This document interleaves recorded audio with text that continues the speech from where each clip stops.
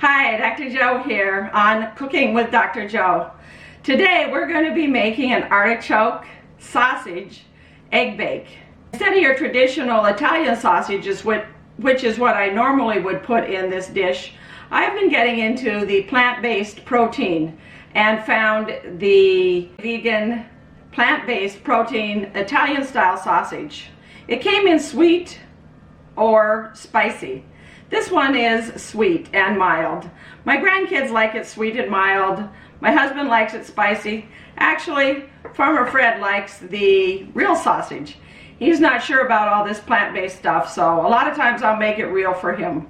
Actually, he calls it real. I'm not sure which is more real, the plant-based or the meat. But both are delicious, and I'm excited to give this one a try and show you how it's made. Before I forget, make sure you click the like button, share, and subscribe. Thanks. Let's get cooking.